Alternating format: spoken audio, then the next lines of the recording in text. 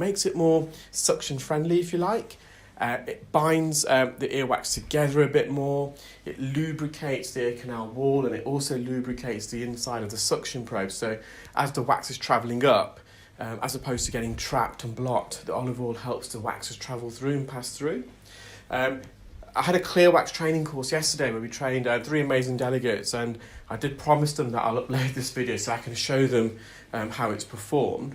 And when I first started using olive oil spray or drops during the procedure, I used to soak the ear first and just let the drop stay in the ear for a few minutes, and then get the patient to tilt the head the opposite direction to drain it, and then I would go back in and suction the wax out. More and more often now though, what I'm doing, I'm actually suctioning and performing the procedure whilst the oil's in the ear.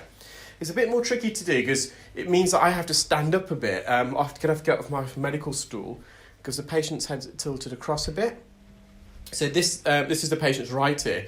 This patient's head is tilted over towards their left shoulder, so their right ear is facing more towards the ceiling. And for me to get access, obviously, I then need to be at a higher level. And when you've got oil in the ear at the same time, you can get a bit of blurriness because as you're suctioning the oil, it does bend some of the light rays from the endoscope. Nonetheless, you do it in bits. If you fill the ear with oil, it does get really, really blurry. So just come with experience, you kind of know how much oil to put in to avoid that.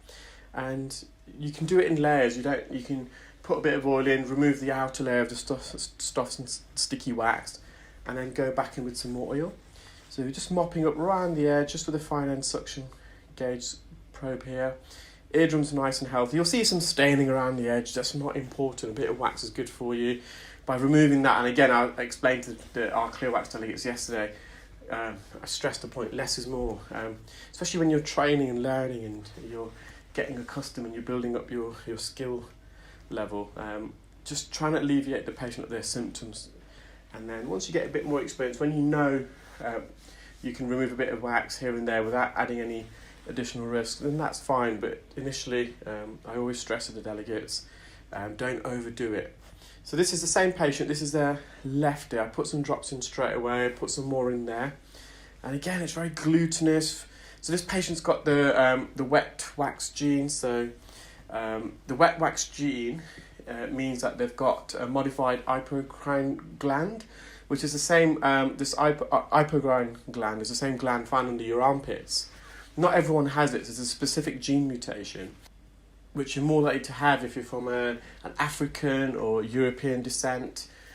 If you're more from Far East or North America, so you have an ancestry in that region of the globe, you're more likely to have dry earwax, so you're less likely to have the same sweat gland under your armpit. So that's a still image of that plug I removed from the patient's left ear, came with a big lump.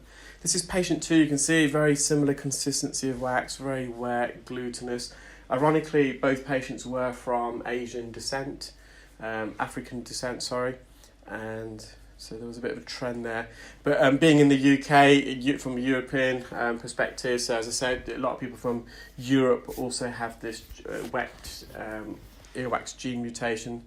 So we do get a lot of patients here with wetter wax. If you see some of the procedures performed in the Far East, for example, they have much drier wax. It's a lot more dead keratin.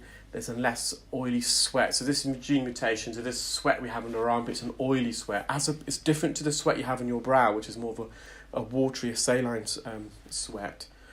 So I'm just wriggling this plug of wax. Just put some oil in there, just to again lubricate it, just to bind this wax together to get a better suction grip. You can see this plug.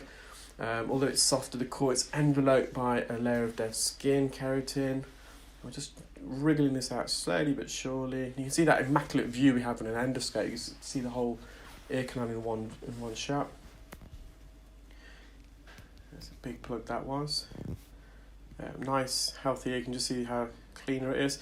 Yes, there's a strand of hair. I know we're not going to remove that because by trying to do that, it's gonna cause trauma to the ear canal. Sometimes with those hairs, there's a bit that I can latch onto. That was it was stuck to the drum and to the canal. The patient didn't know it. They've got it. It doesn't cause them any symptoms.